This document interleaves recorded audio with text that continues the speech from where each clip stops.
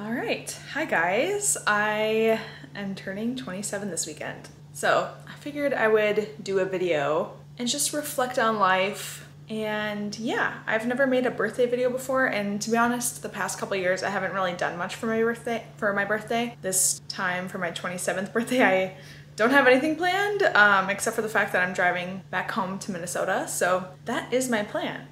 So actually, if this week goes to plan, I will be at the Grand Canyon for my birthday. So I guess that's a good birthday plan. Like, I'll just be doing it by myself, which is fine. So yeah, that's my birthday plan. I've been thinking just how, like, I feel like, of course, for most of us, the last 2 years have been kind of, they feel like a waste, but I know I've still grown a lot since the beginning of the pandemic.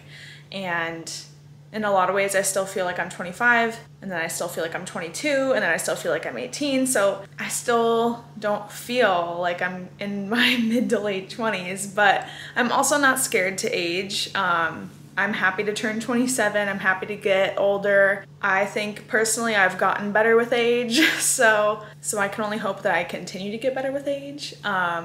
But yeah, just like, I feel like I look better, I feel better, I'm happier. I've just been thinking a lot about, like, what do I want to do with my life?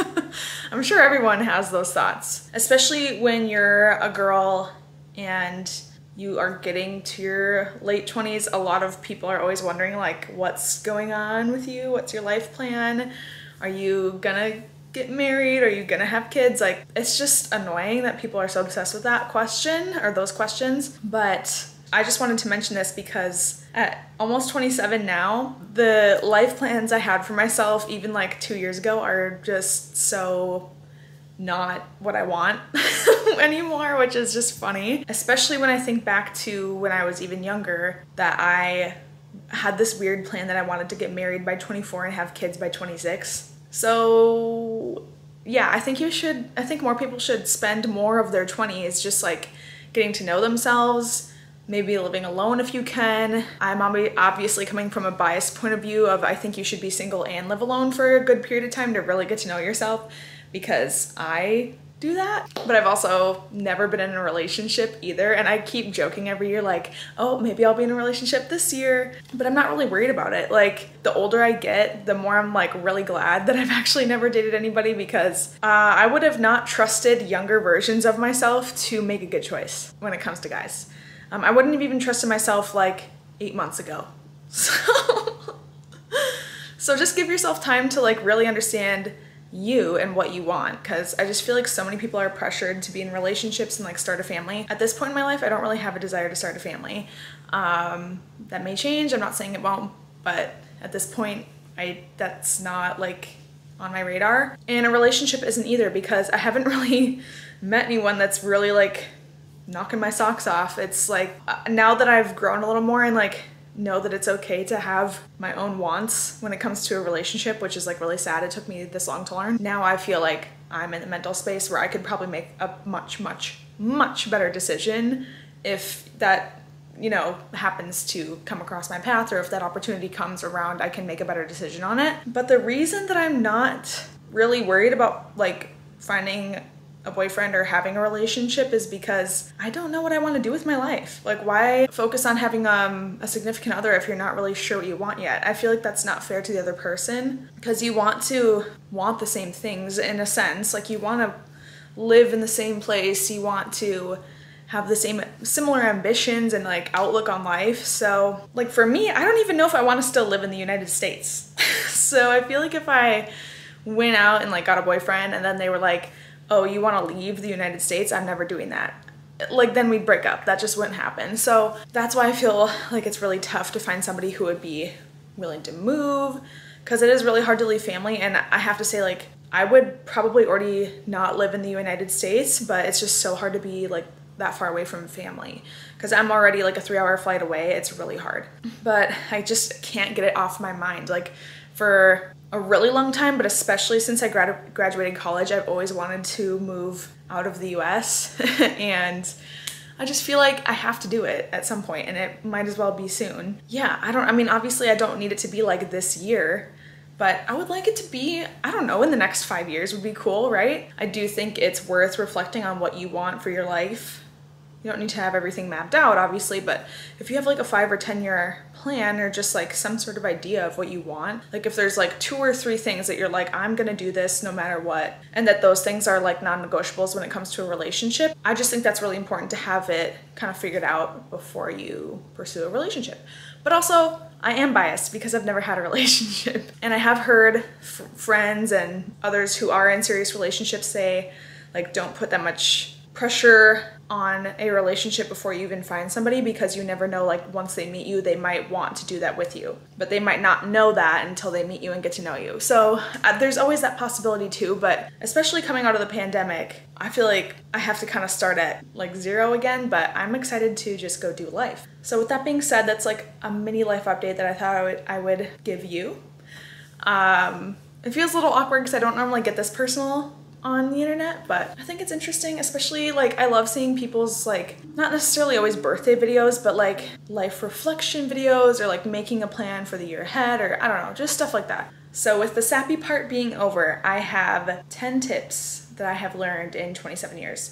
I was gonna do 27 things that I've learned in 27 years, but I feel like it's just excessive, and I did end up typing out 10 things that I'm like, I feel like this is solid advice. I figured I would sit down and make this part of the video a little more official. So number 1 is prioritize yourself in your life. So don't value the opinions of others, or don't overvalue the opinions of others. Value yourself. I think this can be interpreted in many ways, and you can kind of apply it to your life as needed. But I know for myself, I have not valued myself and my own opinions in my life because I overvalue the opinions of others. This is something I've learned, but it's also something I'm still actively working on because you can't fix it in a night. So number 2 is be kind to yourself. And I do this personally by practicing self-acceptance, and I think meditation really helps. Admittedly, I have not been very good at doing my meditation recently, but I need to get back into it because it really does help me. It helps me with anxiety too, not just self-acceptance and self-love, but I have transformed my life in many ways by just being kinder to myself, because you're really not going to get anywhere by being super mean to yourself. And I know that most of us are our own number 1 bullies, and it's really hard to unlearn the thought process, but I promise you, if you can start even just with 1 little sentence, it helps. It feels extremely cringy at first, but now that I'm used to it, it works. It does work. These are all ongoing skills, by the way, so don't think that I've like mastered these by any stretch of the imagination. I'm still working on these, but they're things that I've learned and I'm putting into practice. Number 3, don't worry about finding somebody to date. This one I feel like is very important because so many people feel the pressure to date. I think once you take the pressure off of yourself and just focus on yourself, it just helps not put so much focus on that one area of your life. Although it is important, there's so many other areas of life that are also important. Also, like I kind of said in the beginning of the video, I wouldn't have trusted my previous self to make very good decisions about finding a significant other. Some people start dating their significant others very early on and they stay together and they're happy and it's great. But me personally, I would not have trusted myself. And you have lots of life experiences to experience as well that will help you make those decisions. Number 4, it's okay to stand up for yourself. So don't feel bad for setting a boundary. Don't feel bad for keeping your peace, not like the peace. I feel like I'm very good at keeping the peace, but a lot of times that sacrifices your peace. So without having to be extremely rude or disrespectful to people, you can also maintain your boundaries. And if you simply maintaining your boundaries upsets other people, that's a them problem, not a you problem. I have learned this in the past year and it is life-changing because I feel like I used to be a walking doormat for people.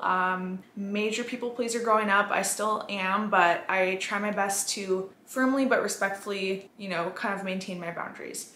And you have to know what your boundaries are in order to set them. So I feel like there's a lot of good self-discovery there. Number 5, be stupid.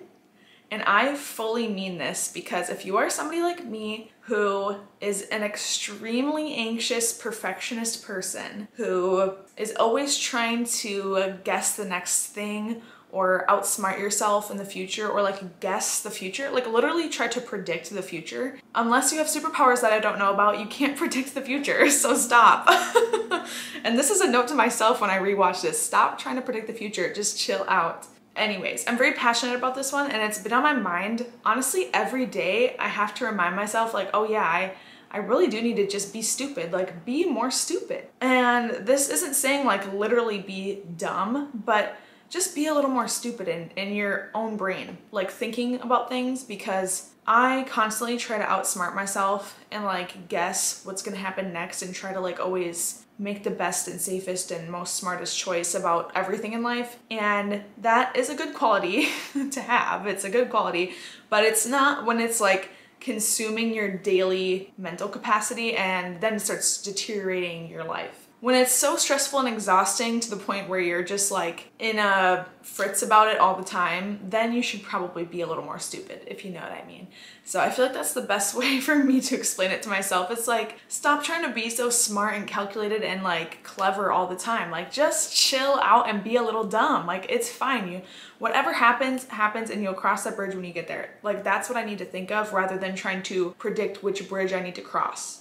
It's like, sometimes you just gotta let things come as they go. So that's a very personal piece of advice that I need to tell myself constantly. Number 6 is make a budget spreadsheet.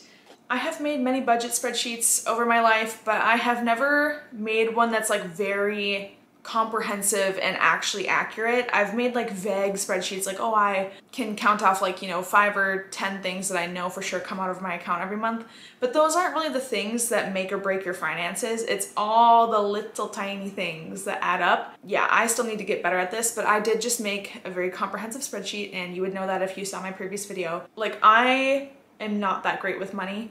So I need to like really keep myself accountable, and the spreadsheet was so satisfying to make. I personally love making spreadsheets, so I enjoyed making it and like checking off every it wasn't fun going through all the money I spent last year, but I did like use all of my expenses and bank statements from the past year to make an annual spreadsheet, and then you have an idea of what you've been spending on stuff and where you need to cut back, and make sure you like have an idea of all the subscriptions you're paying for, because those can easily drain your account. So if you don't have a spreadsheet that you regularly keep updated with all of your expenses and all of your income streams, just do it, and then you'll have it, and then you can keep it updated and you'll feel much better about your money. It might kind of hurt to do it first, but just do it. Just do it. Number 7, you are resilient and you can trust yourself. I struggle with this so much, and this kind of goes hand in hand with the be stupid tip, because I constantly doubt myself and I always try to outsmart the next step so that I don't, because since I doubt myself, I'm expecting myself to mess up and like make a mistake. So like the other piece of the be stupid is like, you can trust yourself to be fine. And I always have to remind myself that I am resilient. Like you are resilient. It's gonna be fine and you're gonna figure it out, whatever it is. It's cliche as well, but I always have to tell myself that like this feeling or this like situation will pass and you will be fine. You just gotta trust yourself. So I have a really hard time trusting myself, but it's like, where have I really given myself reason to doubt myself? Number 8. Oh man, guys, I forgot how to count to 10 apparently, because I forgot to add in number 9, but it pretty much goes with number 8. So that's why I kind of lumped them both into one, but I did make 10 tips, I promise. Go on a walk outside if you're feeling anxious. If you're like me and your anxiety makes you physically ill, I get like nausea and a pit in my stomach, and I get into freeze mode where I literally like will freeze. Sometimes I am just like staring at the wall, daydreaming, like playing scenarios over in my head. Like I will literally freeze. So anything that you can get up and just break that like loop in your brain that's been stuck, it will help immensely. And the days that I have felt extremely anxious, I don't know why I hate to admit it, because it's like, dang, they are right. Like exercise does help you feel better, but especially going on a walk outside, I feel like, especially if you're listening to your favorite podcast or your favorite music, or if you call someone that you haven't talked to in a while, I feel like it really helps lift your spirits. So that's my biggest recommendation, because I always end up feeling much better and less anxious after a walk.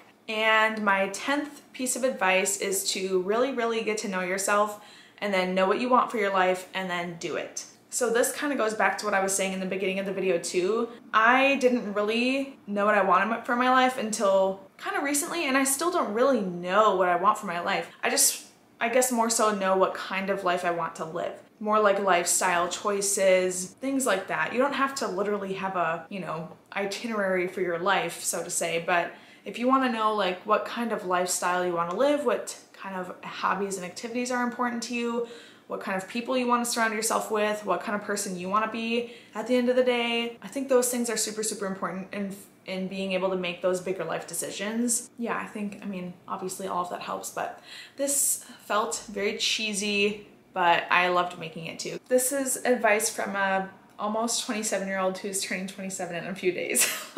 Thank you guys so much for watching, and I really hope you enjoyed it. And if you have a birthday coming up soon, please leave a comment below so I can wish you happy birthday, and I will see you guys in my next video. Thanks, bye.